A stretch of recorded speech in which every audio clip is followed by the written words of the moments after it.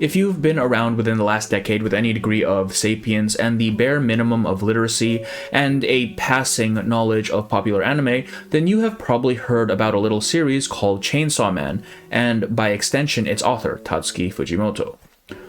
Well, after about 5 or 6 years of serialization, the manga has finally ended, and just like Fire Punch before it, the ending was rather inflammatory.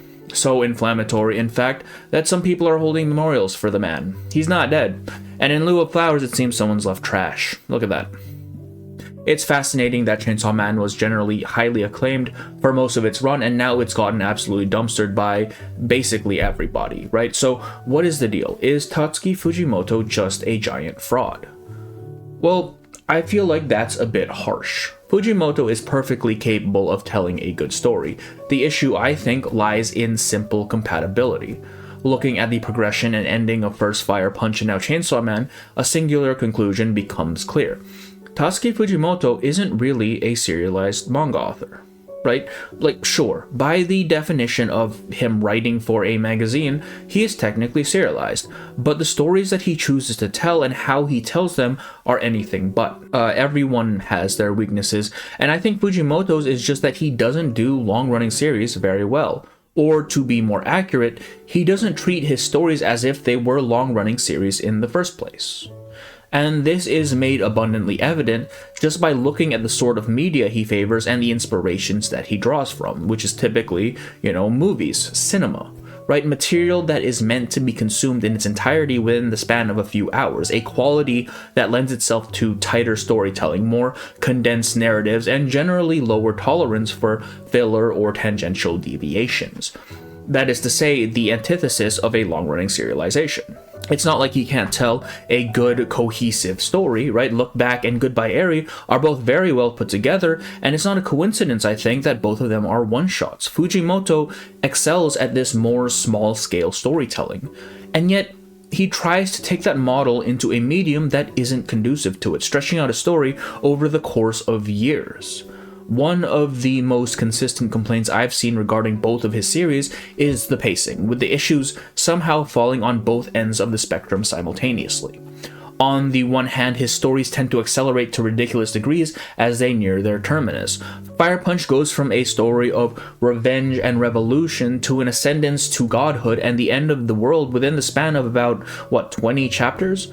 Similarly, Chainsaw Man goes from Denji's struggle making it in the world to the impending apocalypse to a world reset in just about as much time. And yet, at the same time, it also feels like a slog. You get whole weeks where it feels like nothing happens because Fujimoto takes his time with his sequences.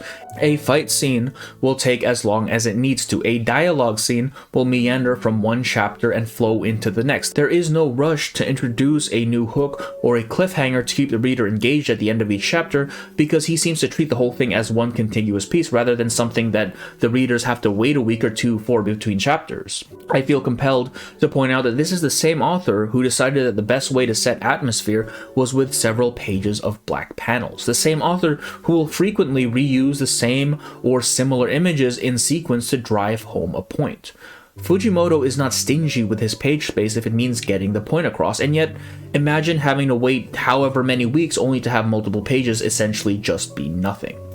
Right? It's a technique that works very well in the constrained space of a movie, or in his case a one-shot where you get everything at once and it all kind of blends together, but fails utterly in a weekly serialization which is more segmented, right?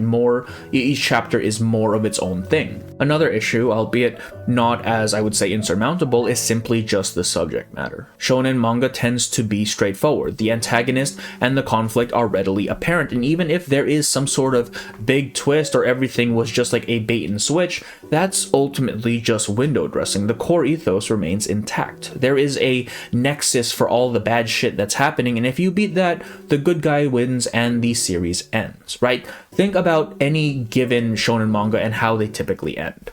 The enemy is mounting one final grandiose effort to take down the good guys. The battle is long and arduous. Friends are lost along the way. Things look to be on the precipice of defeat, but then some great revelation or power-up or sacrifice turns things on their head and gives the good guys the win. Balance is restored. Everyone lives happily ever after, or, at least until a sequel or a reboot comes along.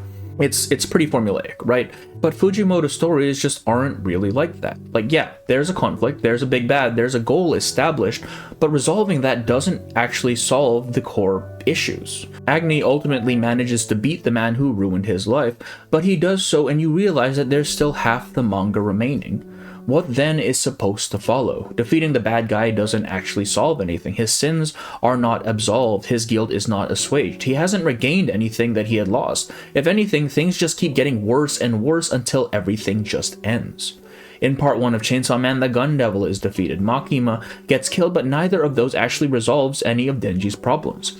He still shoulders the same burdens, carrying them with him into part 2. That sort of existential question of worthiness and identity. He's tasked then with stopping the apocalypse, but even doing that wouldn't address the gaping hole of his life. Even if he stops the world from ending, it does nothing to remediate the dissatisfaction he feels. And on some level, he recognizes this, seeing most of his actions as pointless and only being spurred into movement when his base desires are directly appealed to. Right, part 2 feels like he's constantly regressing, but the reality is that the core of his person hasn't actually changed all that much. Nothing he did in part 1 actually resolves his issues. The devils that Fujimoto's characters face are not wholly external. Yes, the fight scenes are cool, but they were never the primary draw. That always lay within the internal conflict, right? Agni's constant wrestling with survivor's guilt, of carrying on a legacy that he never wanted, yet feels a duty to shoulder, sets him ablaze, literally and figuratively. It is a constant source of torment, yet it is something he cannot set aside. He does not allow himself to die, though the means are within his grasp, because to do so would be a betrayal. On the Chainsaw Man side, the ascendance of Denji as a person, from someone who is content with mere subsistence to one acquainted with the trappings of a more normal life, is a constant pain point for him, though he often refuses to fully acknowledge it. He climbs Maslow's hierarchy in the most convoluted and painful way possible, at every step questioning whether or not he truly deserves this, recognizing that his life is already magnitudes greater than it had ever been, yet he never feels truly fulfilled. Upon obtaining some great yearning, he finds only disappointment, then moves on to the next shiny thing that captures his fancy. These are not conflicts that can be resolved in a clean, final fight to the death, right? No grandiose battle will resolve someone's internal conflict. They require setup, they require care and attention and time and development, and I won't say that it's impossible to do this with a serialized series, because it's not. But when you couple it with Fujimoto's blatant disregard for the limitations of his chosen medium, the impact of that ending becomes muted. Things happen too quickly. In the rush to wrap it all up, plot points never get resolved. Mysteries go unanswered. You have questions that will forever remain just questions. You get the sense that the buildup was not adequate, that the planning was shoddy, and what you get then is an incredibly divisive ending. One where you might be able to see the frameworks of an idea, but with an execution that leaves so much to be desired. Now, I've said a lot of words, and I don't mean for any of it to just be a justification for Fujimoto's shortcomings. At the end of the day, any creator is beholden to the medium that they create for. They need to be cognizant of its strengths and its weaknesses. To try to force a tight, movie-style plotline into a medium that demands a story with more flexibility is just jamming the circular block through the square hole. Yeah, you might have got it to fit, but you're not really playing to its strengths. There is a story there is an ending that feels purposeful, but it doesn't feel earned. Right. Now, I've gone this far without really addressing the obvious elephant in the room. What the hell was that Chainsaw Man ending? Pachita eats himself, erasing his existence. Denji wakes up with no memories of the previous world in his little shack. He is still enslaved to the Yakuza, and he is still dying of his congenital heart disease. He is still betrayed and killed as he was in the original timeline, but without Chainsaw Man to come and save him, he is instead revived by power. Nayuta is, for some reason, the head of public safety, and he begins his work as a government employee in a world that is similar yet altogether different. It's, I guess, a happy ending, and yet it's still all so hollow. The thing about it was all a dream sort of endings is that it needs to give you something that was worth all that was lost in exchange, and I'm not convinced that the ending of Chainsaw Man did that. Was there any meaning to this? I'm not sure. I'm not even certain there was ever meant to be meaning, right? Fujimoto had stated years ago that this was a sort of ending he had wanted for Chainsaw Man, an ending that makes you question what even was that, an ending so absurd that it would inevitably be inflammatory. My personal interpretation is that there is no meaning because Denji himself is inherently without meaning. He is a being without intrinsic value. His entire metric for success and fulfillment is predicated on external validation, and the thing that ultimately finds him that validation isn't even something that's intrinsic to himself. It is a power borrowed from someone else. He seeks happiness and fulfillment, but he was never going to get it because what happiness he did find was always the product of someone else's efforts. First, Chainsaw Man giving him his heart and therefore his life, Public Safety giving him a job and a purpose, and Makima giving him a family. It's no coincidence that everything starts to fall apart in part 2 with Makima gone and him being a student and Pochita having receded into his consciousness. The ending of part 1 was the demarcation for Denji's own independence. For the first time since becoming Chainsaw Man, he is left entirely to his own devices, bereft of all the structures that had been propping him up. And with that loss, it becomes swiftly evident that any agency he truly has is minimal. He is a dog on a leash, but no one is there to hold the other end.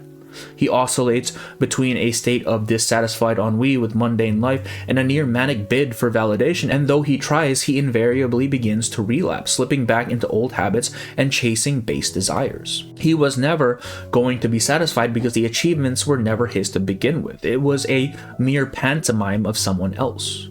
Becoming Chainsaw Man was a mistake from the very beginning, a path that would only ever find dead ends. And Pochita, realizing this, emerges one final time to give Denji a chance to truly live his own life. Again, I think there was something there. In a more ideal world, there is a logical progression from where we were in the story to how it all ended. But that's not really the world we live in, is it? There are a myriad number of reasons why a series ends badly, from poor pacing to insufficient build-up to just complete thematic dissonance, and yet I have a feeling that even without these shortcomings it would be no less controversial because it denies the reader a fundamental thing: catharsis. Right? Not necessarily in the sense of a happy ending, or even a bittersweet one, really, but an ending that refutes the core of the narrative, a refutation of growth, a refutation that any of this meant anything, the sense that the build-up we sat through all this time was ultimately pointless. And yet I can't bring myself to hate it in its entirety, because despite everything, there is a certain aspect of it that I truly appreciate. Chainsaw Man undoubtedly had exceedingly high expectations. To then take those expectations and decide, I would rather not, and hold your creative vision above all else, above acclaim, above reputation, above even disappointment, is something that I have to respect. Right? The artist is not beholden to anyone, yet all too often we see creators capitulate to popular demand, to tell a story that deviates from their own desires in favor of one that'll sell or be well received or that they know that the fans just want. But despite everything, right, despite shouldering the reputation of one of the most acclaimed series in the last decade, despite following on the heels of an insanely popular movie, despite the pressure of fan expectation clashing with deadlines and chapter counts and even feasibility, really, Fujimoto stuck to the ending he envisioned. And I'm forced to believe that this is the ending he envisioned because I find it incredibly difficult to believe the alternative, right? That the fuck it world reset ending is him phoning it in, because there are any number of other possible endings that would have been easier and less controversial to implement. Endings that, even if underwhelming, would still be accepted as an ending. Right? It's a shonen series. This shit is basically already a solved game. It is a template that has been used for literal decades at this point. If Fujimoto really wanted to just phone it in and give a whatever sort of ending, all he had to do was stage one final winner-takes-all fight and have Denji come out the victor with the power of friendship or self-actualization or something, just like every other shonen series has done before. Hell, we were already most of the way there with the Yoru-Denji fight, but in the end, he chose not to do that. Of all the infinite choices in the world, Fujimoto took the one that he had set his heart on all the way back in 2021. The ending that would make you ask, what the hell just happened? The ending that would upset everybody. I don't like the ending of Chainsaw Man. I don't like how pointless it felt, and I don't like that in the end, Pochita was just a glorified Deus Ex Machina. But I respect it, and I respect Fujimoto, and I respect that he had the guts to follow through. Chainsaw Man, 0 out of 10, I am never reading another Fujimoto work ever again.